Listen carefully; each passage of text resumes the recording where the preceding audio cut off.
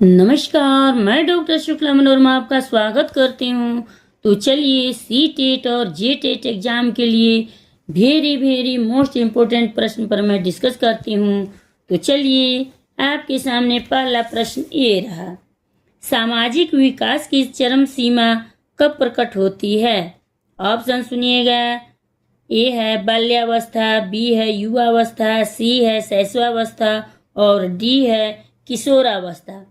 बताइए, कमेंट कीजिए। पहला प्रश्न का उत्तर वेरी इंपॉर्टेंट प्रश्न मैं बता रही हूँ। पहला प्रश्न का उत्तर बी सही है। अगला प्रश्न आपके सामने ये रहा, किस अवस्था में मेल जोल और सामाजिक संपर्क बनता है? ऑप्शन सुनिएगा। ए है 1 से 2 वर्ष की अवस्था में, बी है 2 से 6 वर्ष की अवस्था में, सी है 8 से 10 वर्ष की अवस्था में और डी है उपयुक्त में से किसी अवस्था में नहीं। ध्यान दीजिएगा आप लोग, परीक्षा जुलाई में होने वाली है। वेरी इंपॉर्टेंट सभी प्रश्न आए हुए मैं बता रही हूँ।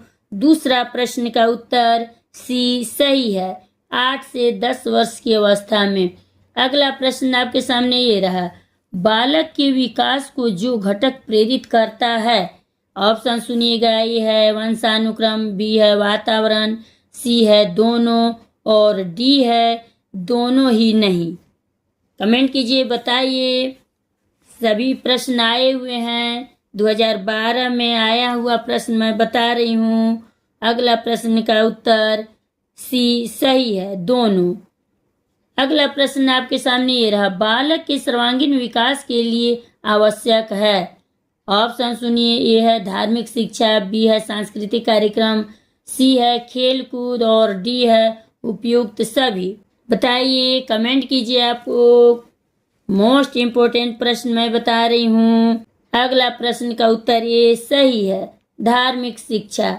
यदि कोई छात्र आपके प्रश्न का उत्तर नहीं दे पाता है तो आप क्या करेंगे? ऑप्शन सुनिएगा।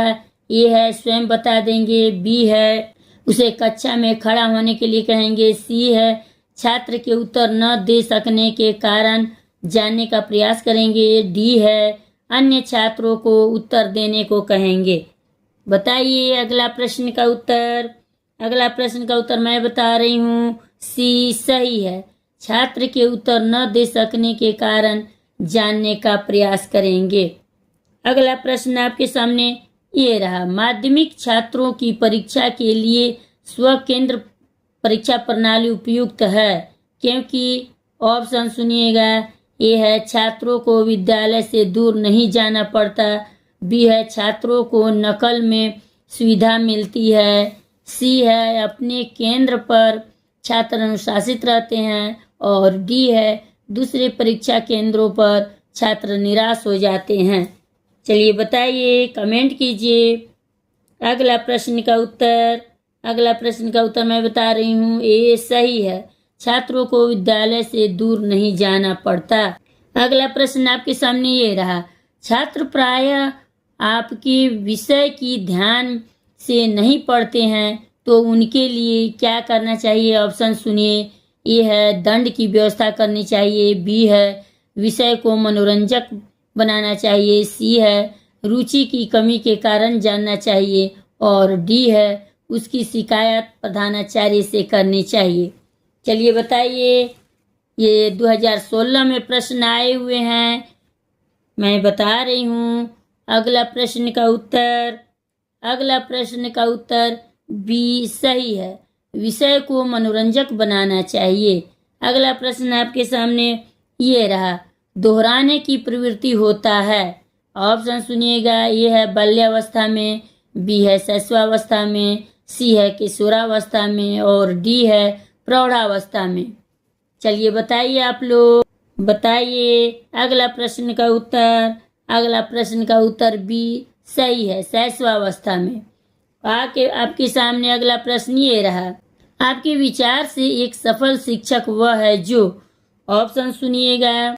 ये है विद्यालय समय से आता है, बी है परीक्षा में अच्छे अंक देता है, सी है नियमित रूप से गृह कार्य देता है और डी है छात्रों की प्रगति में रुचि होता है। चलिए बताइए अगला प्रश्न का उत्तर मैं बता रही हूँ, डी सही है। छात्रों की प्रगति में रुचि लेता है। अब आपके सामने लास्ट प्रश्न है, कमेंट सेक्शन में आप लोग बताइएगा। वंचित वर्ग के बालकों के अंतर्गत बालक आते हैं। ऑप्शन सुनिएगा, अंधे एवं अपंग बालक, बी ऑप्शन है पूर्ण बधिर या आंशिक बधिर, सी ऑप्शन है मंद बुद्धि एवं हकलाने वाले बालक, और डी ऑप्शन में है उपयुक्त सभी बालक। कमेंट सेक्शन में आप लोग बताइएगा, लाइक सब्सक्राइब करते जाइएगा। मिलते हैं अगले वीडियो।